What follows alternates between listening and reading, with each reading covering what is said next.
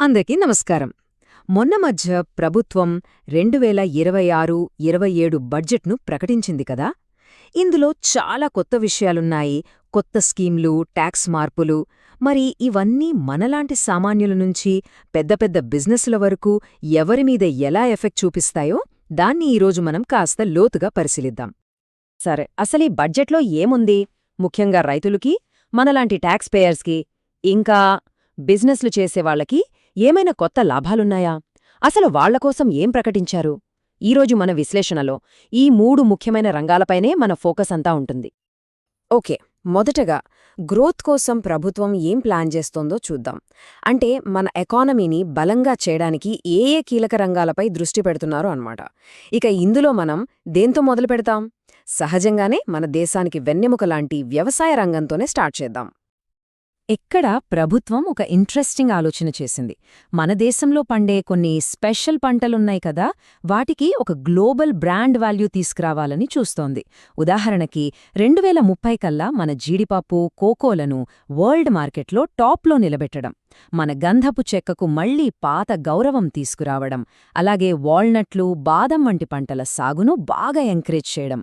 దీనివల్ల ఏమవుతుంది? రైతులకు మంచి గిట్టుబాటు ధర వస్తుంది. సింపుల్. వ్యవసాయం అంటే కేవలం నాగలి, ఎద్దులే కాదు. ఇప్పుడు టెక్నాలజీ కూడా చాలా ముఖ్యం. అందుకే ప్రభుత్వం భారత్ విస్తార్ అని ఒక కొత్త ఏఐ టూల్ను రంగంలోకి దింపుతోంది. ఇదేం చేస్తోందంటే, ఇది రైతులకు వాళ్ల భాషలోనే సైంటిఫిక్ సలహాలిస్తోంది. ఏ పంట వెయ్యాలి, ఎప్పుడు నీళ్లు పెట్టాలి, పురుగుమందులు ఎలా వాడాలి, ఇలాంటివన్నీ చెప్తోంది. దీనివల్ల రైతులకు సరైన టైంలో సరైన ఇన్ఫర్మేషన్ అంది వాళ్లు మంచి డెసిషన్స్ తీసుకుని దిగుబడి పెంచుకోవచ్చు, నష్టాలను తగ్గించుకోవచ్చు. చాలా బావుంది కదా. సరే, ఎకనామిక్ గ్రోత్ గురించి చూశాం. కాని డబ్బు ఒక్కటే ముఖ్యం కాదు కదా, ప్రజలు కూడా బావుండాలి. సో ఇప్పుడు మనం ప్రజల గురించి, ప్రాంతాల అభివృద్ధి గురించి మాట్లాడుకుందాం. ఈ సెక్షన్లో ప్రభుత్వం సామాన్య ప్రజల కోసం, మరీ ముఖ్యంగా గ్రామీణ మహిళలు, దివ్యాంగుల కోసం ఎలాంటి కొత్త పథకాలను ప్లాన్ చేసిందో చూసేద్దాం. ఇది చూడండి, గ్రామీణ ప్రాంతాలలోని మహిళా పారిశ్రామికవేత్తల కోసం ఒక సూపర్ ఐడియా ఇది. షీ మార్ట్స్ అంటే సెల్ఫ్ హెల్ప్ ఎంటర్‌ప్రెన్యూర్ మార్ట్లు. ఇవెలా పనిచేస్తాయంటే, ఆ కమ్యూనిటీ వాళ్లే వీటిని నడుపుకుంటారు. మహిళలు తయారుచేసిన వస్తువులను అమ్మడానికి ఇవి ఒక మంచి ప్లాట్ఫామ్ అవుతాయి. దీనివల్ల వాళ్లకి మార్కెటింగ్ టెన్షన్ ఉండదు. ఇక దివ్యాంగుల విషయానికొస్తే ప్రభుత్వం 2 విధాలుగా వాళ్లకి సపోర్ట్ ఇవ్వబోతోంది. ఒకటి దివ్యాంగజన్ కౌశల్ యోజన. దీని కింద ఏంటంటే వాళ్లకి ఐటీ, హాస్పిటాలిటీ లాంటి రంగాల్లో స్కిల్ ట్రైనింగ్ ఇస్తారు, జాబ్స్ వచ్చేలా. రెండవది దివ్యాంగ్ సహారా యోజన. దీని ద్వారా వాళ్లకి అవసరమైన హై క్వాలిటీ ఎక్విప్మెంట్ అంటే సహాయక పరికరాలను ఈజీగా అందేలా చేస్తారు. సో ఒకవైపు స్కిల్స్, మరోవైపు సపోర్ట్, 2 అందించడమే దీని ఉద్దేశ్యం. హెల్త్ ఇంకా ప్రాంతీయ అభివృద్ధి. ఈ బడ్జెట్లో వీటికి కూడా మంచి ప్రాధాన్యత ఇచ్చారు. కొన్ని ముఖ్యమైనవి చూస్తే, ఉత్తర భారతదేశంలో మెంటల్ హెల్త్ కోసం ఒక కొత్త నిమ్హాన్స్ 2 సెంటర్ రాబోతోంది. దేశవ్యాప్తంగా ఉన్న జిల్లా హాస్పిటల్లో ఎమర్జెన్సీ, ట్రామా కేర్ ఫెసిలిటీస్ని ఏకంగా 50% పెంచుతున్నారు. అదొక్కటే కాదు, తూర్పు, ఈశాన్య రాష్ట్రాల డెవలప్మెంట్ కోసం స్పెషల్ ఇండస్ట్రియల్, టూరిజం కారిడోర్లను కూడా ప్లాన్ చేస్తున్నారు. ఓకే, ఇప్పటిదాకా పథకాలు, డెవలప్మెంట్ అన్నీ బానే ఉన్నాయి. కానీ అసలు ప్రశ్న ఏంటంటే, వీటన్నిటికీ డబ్బులు ఎక్కడ్నుంచి వస్తాయి? మన దేశ ఖజానా పరిస్థితేంటి? ఇప్పుడు ఆ పెద్ద పెద్ద లెక్కలని కాస్త సింపుల్గా అర్థం చేసుకునే ప్రయత్నం చేద్దాం. ఈ చార్ట్ చూడండి. ఇందులో ఒక చాలా ముఖ్యమైన విషయముంది. మన దేశం అప్పులు చేస్తోంది, అది నిజమే. కానీ మన ఎకానమీ అంతకంటే స్పీడ్గా గ్రో అవుతోంది. దీన్నే మనం అప్పు జీడీపీ రేషియో అంటాం.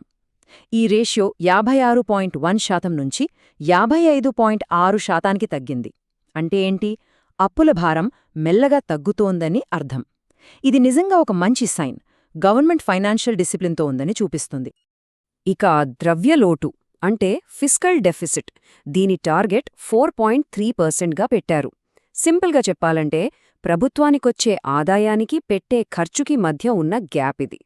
ఈ టార్గెట్ని రీచ్ అవ్వడం అనేది ఎకానమీకి చాలా చాలా ఇంపార్టెంట్.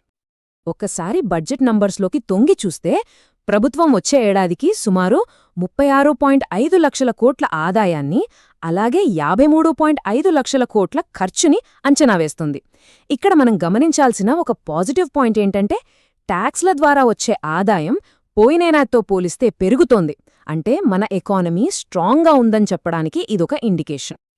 సరే, ఇప్పుడు మనందరికీ డైరెక్ట్గా కనెక్ట్ అయ్యే టాపిక్కి వచ్చేద్దాం. అదేనండి, ట్యాక్సులు.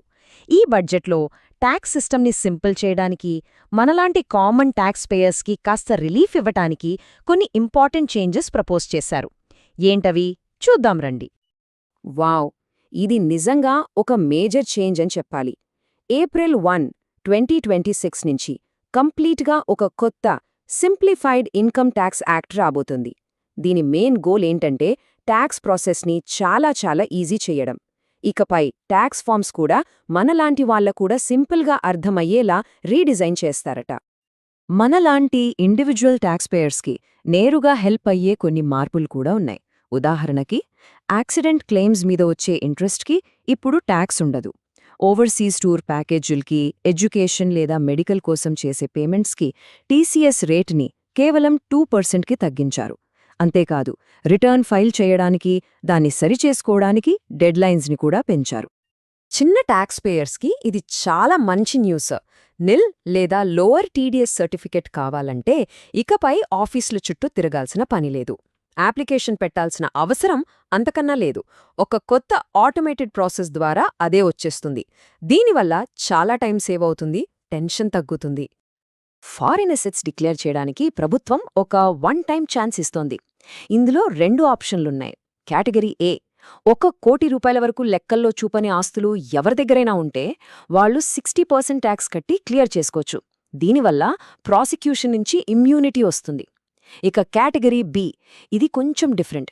మీరు ఇన్కమ్ కరెక్ట్గానే చూపించారు, కానీ 5 కోట్ల వరకు ఉన్న ఆస్తిని చూపించడం మర్చిపోయారనుకోండి, అప్పుడు జస్ట్ ₹1,00,000 ఫీజు కడితే చాలు. పెనాల్టీ, ప్రాసిక్యూషన్ రెండింటి నుంచి తప్పించుకోవచ్చు. సరే, ఇప్పటిదాకా మన గురించి అంటే వ్యక్తుల ట్యాక్సుల గురించి మాట్లాడుకున్నాం. మరి కంపెనీల సంగతేంటి?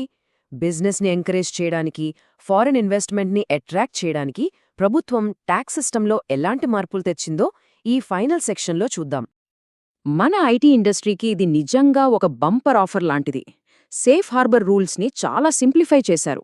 అంటే ఏంటంటే, ఇంటర్నేషనల్ ట్రాన్సాక్షన్స్లో ట్యాక్స్ గొడవలు లేకుండా అన్ని ఐటీ సర్వీసెస్కి ఫ్లాట్గా 15.5% ప్రాఫిట్ మార్జిన్ ఫిక్స్ చేశారు. అంతేకాదు, ఈ రూల్ వర్తించే కంపెనీల లిమిట్ని 300 కోట్ల నుంచి ఏకంగా 2,000 కోట్లకు పెంచారు. దీనివల్ల చాలా కంపెనీలకి పెద్ద రిలీఫ్ వస్తోంది. ఇండియాని ఒక గ్లోబల్ బిజినెస్ హబ్గా మార్చడానికి కొన్ని అద్భుతమైన ట్యాక్స్ బెనిఫిట్స్ అనౌన్స్ చేశారు. ఫర్ ఎగ్జాంపుల్, మన ఇండియాలో డేటా సెంటర్లు వాడే ఫారిన్ క్లౌడ్ కంపెనీలకు 2047 వరకు ట్యాక్స్ హాలిడే. అదేవిధంగా ఫారిన్ కంపెనీలు వాళ్ల ఎక్విప్మెంట్ ఇచ్చి మన దగ్గర మ్యానుఫ్యాక్చరింగ్ చేయించుకుంటే వాళ్లకు 5 ఏళ్ల పాటు ట్యాక్స్ ఎగ్జెంప్షన్ ఇస్తున్నారు. గ్లోబల్ టాలెంట్ని కూడా అట్రాక్ట్ చేయడానికి ప్లాన్స్ ఉన్నాయి. కార్పొరేట్ ట్యాక్స్లో ఇదొక ఫండమెంటల్ చేంజ్. ఇంతకుముందు మ్యాట్ అంటే మినిమం ఆల్టర్నేట్ ట్యాక్స్ అనేది ఒక రకమైన అడ్వాన్స్ ట్యాక్స్లా ఉండేది. కానీ ఇప్పుడు దాన్ని ఫైనల్ ట్యాక్స్గా మార్చేశారు. దీనివల్ల కంపెనీలకు అకౌంటింగ్ చాలా సింపుల్ అవుతుంది. దానికి తోడు దాని రేటును కూడా 15% నుంచి 14%కి తగ్గించారు. ఇది డబుల్ బెనిఫిట్. ఇక ఇండైరెక్ట్ ట్యాక్స్ల విషయానికొస్తే, అంటే కస్టమ్స్, ఎక్సైజ్ డ్యూటీల మార్పుల వెనక ఉన్న మెయిన్ గోల్స్ ఏంటంటే, మన దేశీయ తయారీని సపోర్ట్ చేయటం, ఎక్స్పోర్ట్స్ని పెంచటం, ఎనర్జీ సెక్టార్కి హెల్ప్ చేయటం, ఇంకా టారిఫ్ సిస్టమ్ని సింప్లిఫై చేయటం. సో ఓవరాల్గా ఈ ప్రపోజల్స్ ముఖ్య ఉద్దేశ్యమేంటంటే, టారిఫ్ స్ట్రక్చర్ని ఇంకా సింపుల్ చేయడం, డొమెస్టిక్ మ్యానుఫ్యాక్చరింగ్కి సపోర్ట్ ఇవ్వడం, ఎక్స్పోర్ట్ కాంపిటిటివ్నెస్ని పెంచడం, ఇంకా డ్యూటీ స్ట్రక్చర్లో ఉన్న కొన్ని సమస్యలని సరిదిద్దడం. సరే, ఈ అనాలిసిస్ని ఒక చిన్న ప్రశ్నతో ముగిద్దాం. ఈ బడ్జెట్లో మనం చూసిన మార్పులు చాలా ఉన్నాయి. సింప్లిఫికేషన్, గ్రోత్, సోషల్ సపోర్ట్, వీటన్నిటిలో లాంగ్ రన్లో మన దేశంపై ఏది ఎక్కువ ఇంపాక్ట్ చూపిస్తుంది అనుకుంటున్నారు? ఆలోచించాల్సిన విషయమే కదా.